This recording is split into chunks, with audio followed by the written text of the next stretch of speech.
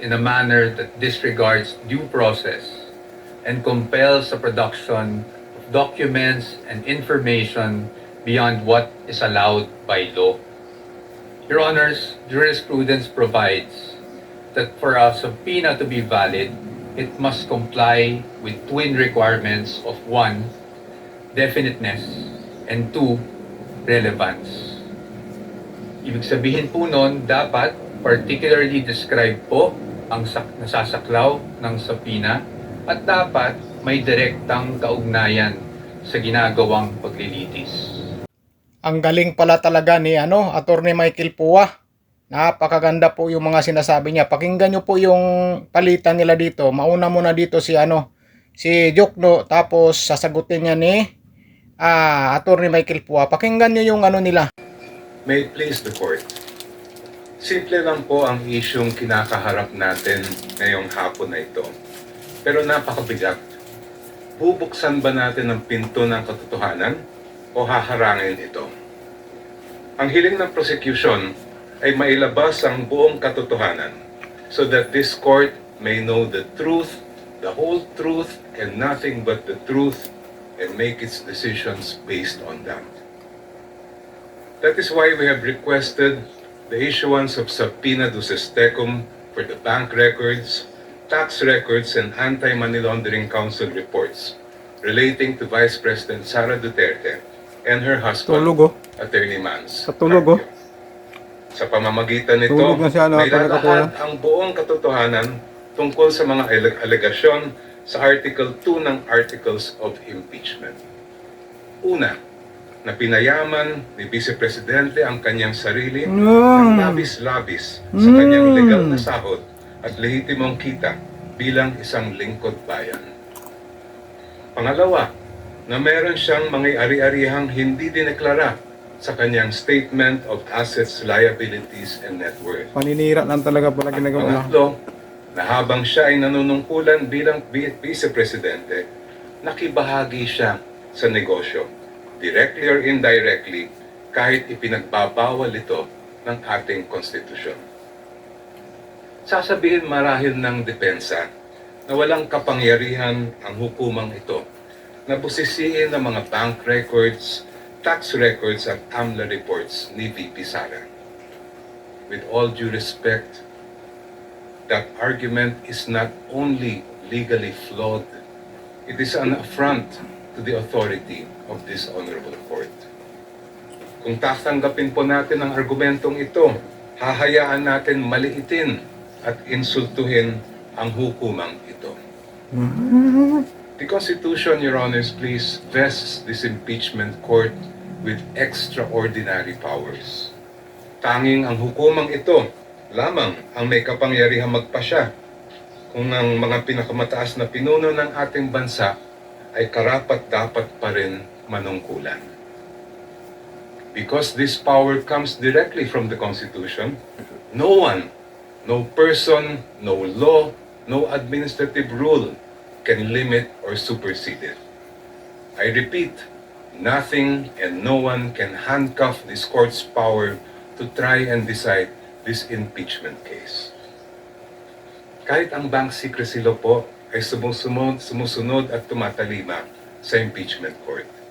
The law explicitly states, and I quote its pertinent portions, all deposits are hereby considered as of an absolutely confidential nature except in cases of impeachment. Walang kaduda-duda, may karapatan at kapangyarihan ng impeachment court na pusisiin ang mga bank records ni VP Sara. Hindi rin po hadlang ang Data Privacy Act. The law itself affirms that confidentiality shall not apply, and I quote, should the personal information be needed pursuant to a subpoena duly issued. Muli, walang kaduda-duda. May karapatan at kapangyarihan ng impeachment court na ipasubpoena ang mga dokumento ni VP Sara Duterte. Pero sabi po ng kampo ni Vice President, irrelevant daw ang mga bank records, AMLAC reports at BIR records. Lalo na daw yung mga transaksyon na nangyari bago siya umupo bilang pangalawang Pangulo dahil wala raw itong kinalaman sa kasong ito. The prosecution respectfully but vehemently disagrees. Ayon sa report ng Anti-Money Laundering Council na isinumite sa Committee on Justice ng House of Representatives, the financial activity of Vice President Sara C. Duterte increased significantly starting 2007 when transaction values surged to 208.15 million pesos.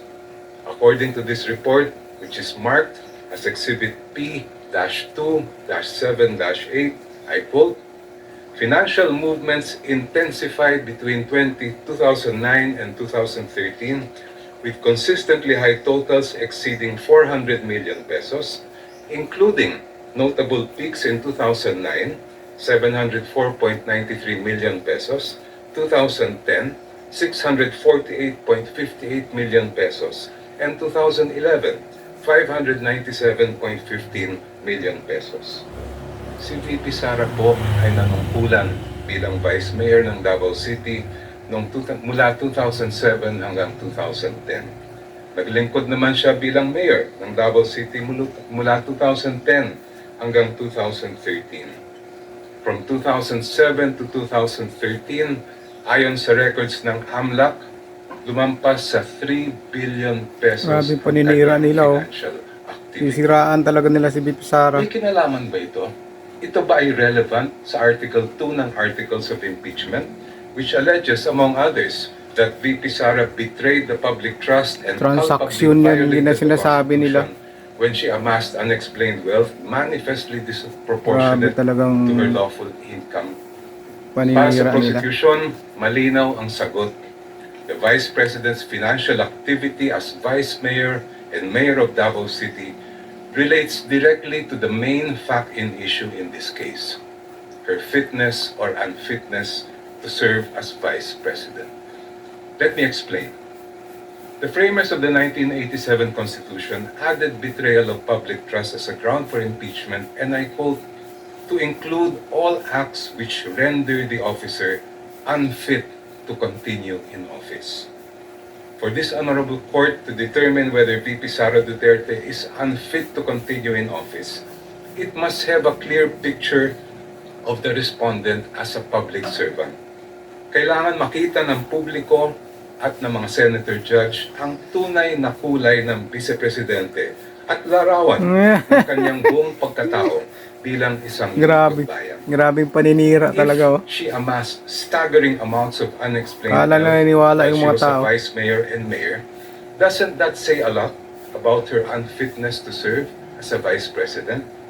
Isn't that relevant? Kaya hindi to ka the na question nanalo ng this court pagkasenador, must eh. resolve at the end of this trial of whether or not the vice president betrayed the trust given to her by the people? From what I have gathered and read, Your Honors, please, this is not the first time this court has been confronted with this issue. Sa impeachment ni dating Chief Justice Renato Corona, tinanggap ng hukumang ito ang mga ebidensyang nakalap bago pa man siya naupo bilang punong hukom. I believe it was then Senator Judge, now presiding officer Francis Escudero, who raised the question, will the impeachment court consider only Corona's acts as Chief Justice? This after observing that some exhibits predated his appointment as Chief Justice. This matter was taken up in caucus, after which this court decided to allow such evidence. When Philippine Savings Bank President Pascual Garcia III testified before this court in the same Corona trial, he refused to answer the question of then Senator Judge Franklin Drilon on the starting balance of Corona's 2 peso denominated accounts. But, if I'm not mistaken, it was Senator Judge Alan Peter Cayetano who said that records of initial deposits are among the quote-unquote opening documents that should have been brought to the impeachment court. After reading the subpoena, presiding officer Senator Juan Ponce Enrile held that Senator Judge Cayetano's observation was correct. During the same hearing, the presiding officer ordered the issuance of subpoena to PS Bank Katipunan branch manager Annabel Chongson to bring all the bank records of the Chief Justice. A few days later, The impeachment court denied the defense's motion to quash the subpoena for the Peso Bank accounts of CJ Corona. The presiding officer explained that the purpose of the subpoena is to find out if Corona has not included the deposits in his sanghen. This court also denied the defense's motion to suppress evidence on Corona's bank accounts. Sa huli, binusisi ng hukumang ito ang bank records ni Chief Justice Corona mula sa kanyang unang balanse bago pa man siya naging punong mahistrado. The panel of prosecutors respectfully submits that the subpoenas for the production of the bank records, AMLA documents, and BIR documents of the Vice President and her husband are proper and should be issued by this honorable court. Now allow me, Your Honors, to return to my first point. There is a deeper reason why this court must resist the attempts of the respondent to exclude evidence that is obviously relevant. It has to do with curtailing the power of this court. The Constitution gives this honorable court, and I quote, the sole power to try and decide impeachment cases. Kayo lang po, Your Honors, ang may kapangyarihang magpasya kung ano ang impeachable offense at kung anong ebidensya ang maaaring tanggapin para patunayan ito. Kinilala ito mismo ng Korte Suprema. In the case of Francisco versus House of Representatives, the Supreme Court declared, and I quote, a determination of what constitutes an impeachable offense is a purely political question which the Constitution has left to the sound discretion of the legislature. Such an intent is clear from the deliberations of the Constitutional Commission.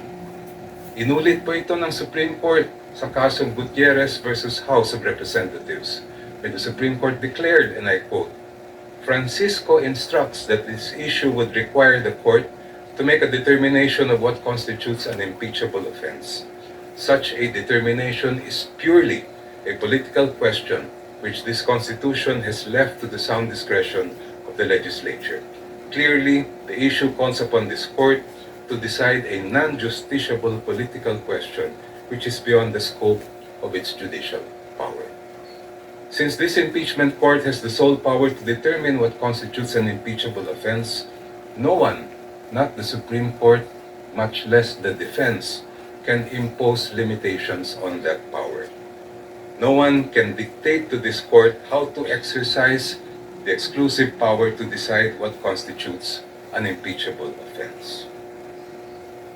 In closing, Your Honors, I go back to the most fundamental provision in our Constitution on the accountability of public officers.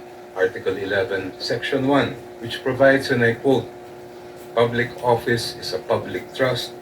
Public officers and employees must, at all times, be accountable to the people. Ibig sabihin po, sa proseso ng impeachment, ang pananagutan sa taong bayan ang pinakamahalaga sa lahat. Kaya naman po, ang hiling namin sa Korte, gamitin ang inyong natatanging kapangyarihan at karapatan na pusisiin ang bank records, tax records at AMLA reports kaugnay ni VP Sara at ng kanyang asawa. Sa ganitong paraan, Your Honors, madedesisyonan ninyo ang kaso base sa buong katotohanan. The truth, the whole truth, and nothing but the truth para sa interes at kapakanan ng sambayanang Pilipino. Before I close, if Your Honors, please, if I have whatever time I have left, may I request that it be credited to my rebuttal. Maraming salamat po. Presiding Officer, Honorable Senator Judges, magandang hapon po sa inyong lahat. The issue before the impeachment court today is not whether you possess the power to issue a subpoena. The real issue is whether such power may be exercised in a manner that disregards due process and compels the production of documents and information beyond what is allowed by law. Your Honors, jurisprudence provides that for a subpoena to be valid, it must comply with twin requirements of 1, definiteness, and 2, relevance. Ibig sabihin po nun, dapat particularly describe po ang nasasaklaw ng subpoena at dapat may direktang kaugnayan sa ginagawang paglilitis. Your Honors, when a subpoena becomes oppressive, when it is unreasonable, and when it is merely issued for the very purpose that there is a hope that somewhere, somehow, something incriminating will come out, it ceases to be an instrument of justice. It becomes a weapon of a fishing expedition. And that is exactly what confronts this very court today. And that is why the defense has taken the position that the prosecution's requests must be denied. Allow me to explain, and let me begin with constitutional points. Our first point, Your Honors, due process. Impeachment is primarily a legal and constitutional procedure with political characteristics. It is sui generis, but it is not a purely political proceeding. Ibig sabihin po nun, the Bill of Rights, especially the due process clause, applies in all stages of the impeachment process. Your Honors, those are not my words. Those are the words of the Supreme Court in Duterte versus House of Representatives. And that is the law of the land. When we speak of due process, we offer a simple proposition that evidence must be present to support each and every accusation. Pero hindi po yon yung nangyari dito. Balikan po natin kung saan nagsimula itong proceeding na ito. I have here with me, Your Honors, copies of the Zabalia and Cabrera complaints. Both filed before the House of Representatives. Both accused the Vice President of allegedly amassing unexplained wealth. Both with voluminous attachments. Yet not one attached a document to support that accusation. Not a single financial transaction record, not even a single SALN. In fact, it was only after these complaints were filed, and more significantly, only after the respondent had filed her answer before the Committee on Justice, that committee started searching for evidence to somehow support these accusations through, again, the issuance of subpoenas. Your Honors, we objected then, and we are still objecting now, because with all due respect, the position of the defense is that is the very definition of a fishing expedition. Your Honors, in our legal system, it is not permitted to accuse now and then just look for proof later on. That is not how due process works. Hindi po dapat natin pinapayagan yan. Moving on to my second point, Your Honors. Let's talk about relevance. It is our position that the requests of the prosecution are in fact fatally overbroad. Bakit po fatally overbroad? An impeachable offense is an act or omission committed while the public official is occupying an impeachable office, not before and being elected or appointed to such position. Again, Your Honors, those are not my words.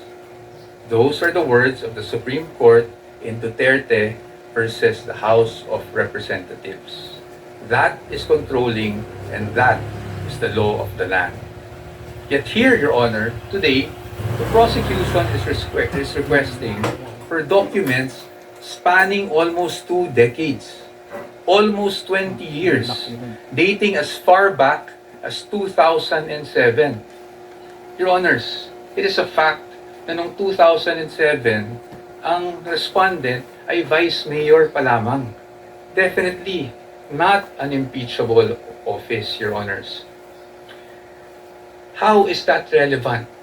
It is the position of the defense that it is not. In fact, What that is an unlimited search throughout a person's financial history. That should not be allowed.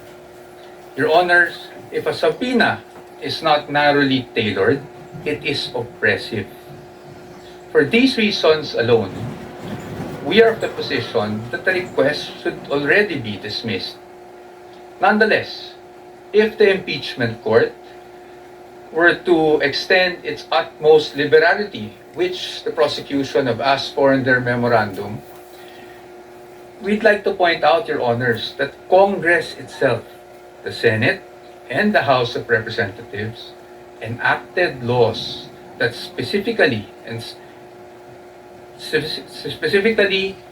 prohibit the disclosure of these information that the prosecution is asking for now.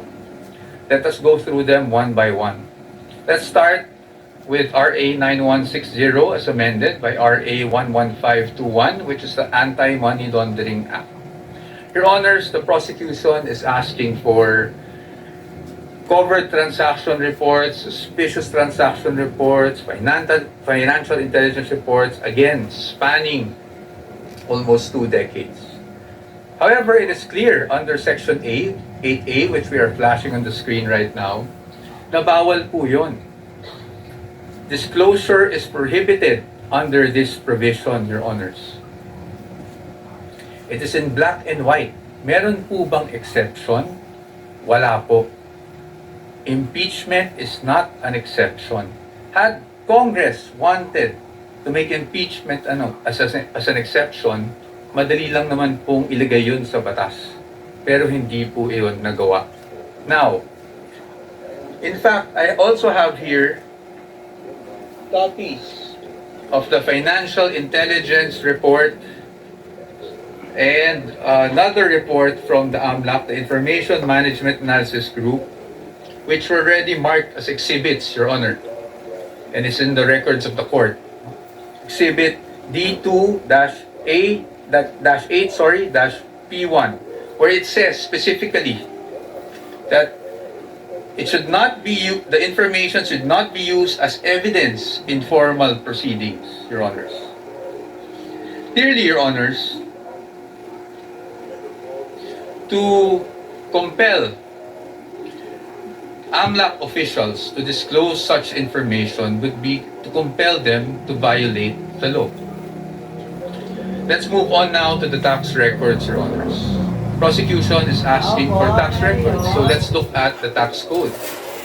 Section 270 of which criminalizes disclosure of taxpayers' information. Meron po bang exception sa batas na ito? Meron po, but it is limited. Kasama po bang impeachment? Hindi po. That is very clear. Again, Congress wanted to put an exception for impeachment. Could have easily done so, but they did not. Now, Your Honors, let's go to Bank Secrecy Law, RA 1405. The state policy has always been to favor the secrecy of bank deposits, Your Honors. Dito, while we recognize that impeachment is in fact an exception, Your Honors, we submit that this exception is not automatic. Meaning, hindi porket may exception for impeachment, pwede na kaagad natin buksan ang lahat ng bank records na hinihingi ng prosecution. Why? Because, Your Honor, this exception does not dispense with constitutional safeguards. It does not abolish the right to due process. So, dapat po, meron pa rin tayong basihan. If you look at the articles of impeachment, wala naman po doon na nagsasabing yung sinasabing unexplained wealth coming from, even if it was an illegal activity, ay pinasok sa isang specific account. In fact, Your Honors, this exception does not automatically mean that we should permit a fishing expedition. Yun nga pong mga bank account numbers na nakaspecify sa request for the issuance pa subpoena Ang aming posisyon po dyan, yan po ay nakalap doon sa illegal disclosure, with all due respect, na ginawa ng AMLAC before the Committee on Justice. And then, Your Honors, they're also asking for the bank records of the spouse. Your Honor, the spouse is not an impeachable officer. And therefore, the spouse is not covered by this exception. Again, Your Honors, we should not allow this. In closing, Your Honors, the prosecution has repeatedly invoked accountability. Your Honors, we agree with them. No one is above the law. But in the same manner, no one must fall below or be outside the protection of the law. Impeachment is indeed a powerful constitutional tool. But Your Honors, impeachment is not a magic word or a magic wand that one can just wave to transform an illegal act into a legal act, to transform unlawful access to lawful access. That is not what the Constitution contemplates. That is not what the laws enacted by Congress contemplate. And that is not something that the Honorable Impeachment Court should allow. We submit, Your Honors. Thank you very much. O, di ba? Ang galing talaga ni Attorney Michael Pua. At saka maraming witness po ang wini-withdraw ng prosecution. Marami silang wini-withdraw ng mga witnesses. Pang lang pala yun, panggulat lang pala yung sinasabi nila na marami silang witness. Yun pala, i-withdraw lang din yung iba. Marami po silang i-withdraw, mga 7 yata yung i-withdraw nila mga witnesses. Kung di ako nagkamali, mga 7. Yung pala, i-atras lang nila yung sinasabi nilang marami silang witness. Yung pala, i-withdraw lang din pala nila.